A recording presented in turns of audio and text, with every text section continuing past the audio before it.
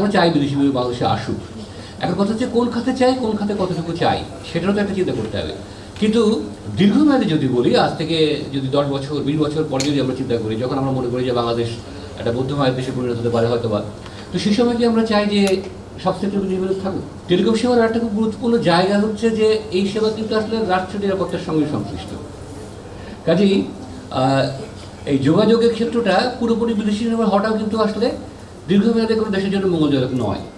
কাজেই আমি মনে করি সে পরিস্থিতি লক্ষ্য থাকা উচিত যে একটা সুনির্দিষ্ট সময় পরে যাতে আমাদের দেশীয় উদ্যোক্তারা এবং সরকার চাইলে সে নিজেও এই সেবার একটা বড় অংশ যাতে তারা দখল করতে পারে, নিয়োজন করতে পারে, যাতে আসলে আমাদের বিদেশি নির্ভরশীলতা কমে। আরেকটা দিক আসা উচিত ছিল, যেটা হচ্ছে যে এই সেবার জন্য যে পণ্যগুলো ব্যবহার করি আমরা, তারা এখন পর্যন্ত প্রায় 100% আমদানি নির্ভর। তো সেইগুলো ভবিষ্যতে যাতে দেশে আমরা উৎপাদন করতে পারি, তারও একটা দিক নির্দেশনা এখানে প্রত্যাশিত ছিল। মোবাইল অপারেটররা চাইলে লাস্ট মাইল এন্টারপ্রাইজ কার্ডের জন্য ফাইবার অপটিক ব্যবহার করতে পারবে, এই জিনিসটা উল্লেখ করা ছিল।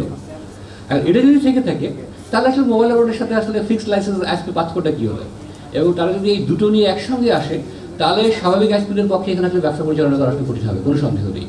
একদিকে আমরা স্টারলিংয়ের মতো সেবা আমরা এমব্রেস করছি, এটার প্রয়োজন আছে, এটা কোনো অস্বীকার করার কোনো জায়গা নেই।